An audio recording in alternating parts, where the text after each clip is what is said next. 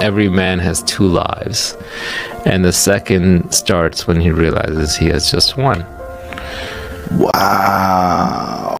Or another one is next time you get sick, because everybody gets sick every now and then. It's like a happy person wants 10,000 things. A sick person just wants one thing.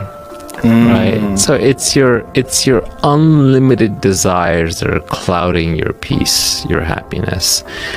Have desires, but just be very careful of your desires. Every desire you have is an access where you will suffer. So just don't focus on more than one desire at a time. The universe is rigged in such a way that if you just want one thing and you focus on that, you'll get it. But everything else, you gotta let go.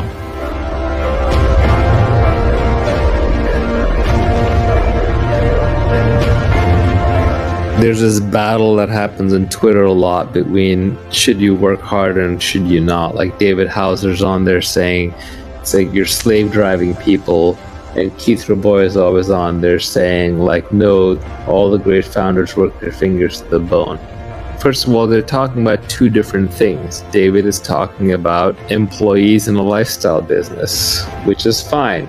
Your number one thing in life, if you're doing that, is not getting wealthy. You have a job, you also have your family, you also have your life. But Keith is talking about the Olympics of startups. He's talking about the person going for the gold medal and trying to build a multi-billion-dollar public company. That person has to get everything right. They have to have great judgment. They have to pick the right thing to work on. They have to recruit the right team, and they have to work crazy hard because they're basically engaged in a competitive sprint.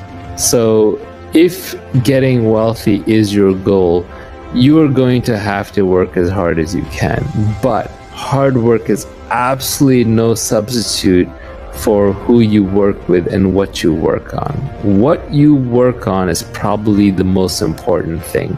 Finding product market founder fit, which is how well you are personally suited to that business. The combination, that should be your overwhelming goal. And you can save yourself a lot of time if you pick the right area to work in. Picking the right people to work with is the next most important piece. And then third comes how hard you work. But they're like three legs of a stool. If you shortchange on any one of them, the whole stool is going to fall down. So it's not like you can pick one over the other that easily. So the order of operations when you're building a business is, or even building your career, is first figure out what should I be doing?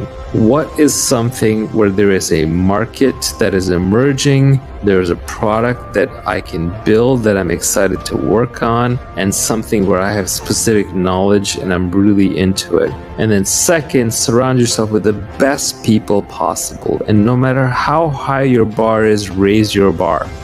Because you can never be working with other people who are great enough. If there's someone greater out there to work with, you should go work with them. I advise a lot of people who are looking at which startup to join in Silicon Valley. I say basically pick the one that's going to have the best alumni network for you in the future. Look at the PayPal mafia. They work with a bunch of geniuses, so they all got rich. So just try and pick based on the highest intelligence, energy, and integrity people that you can find.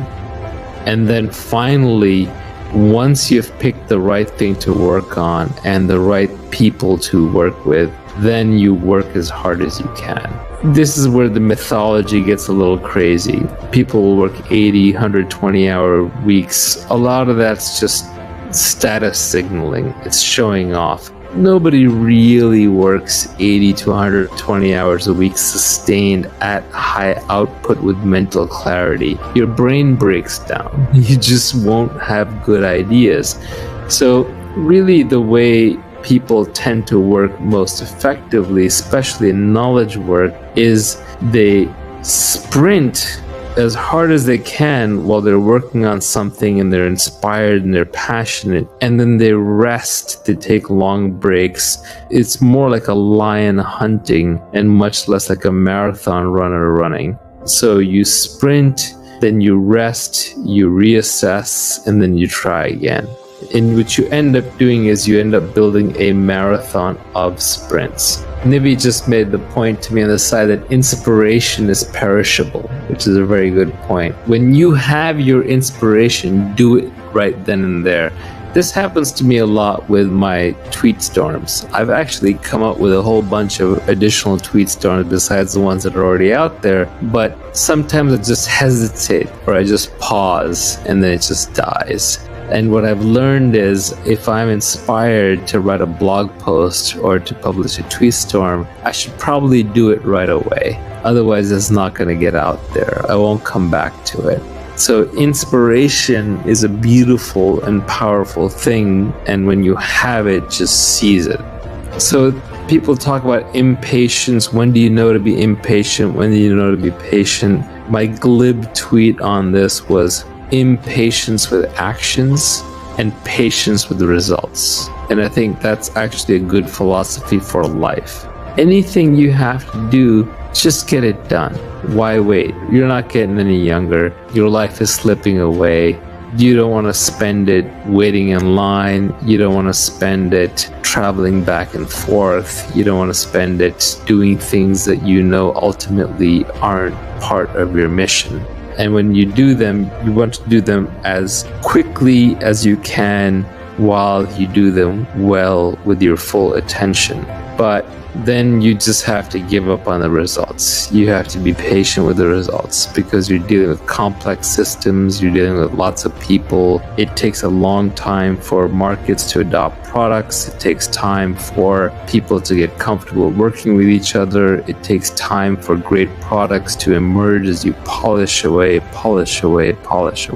So impatience with actions, patience with results. And as Nibby said, inspiration is perishable. So when you have inspiration, act on it right then and there.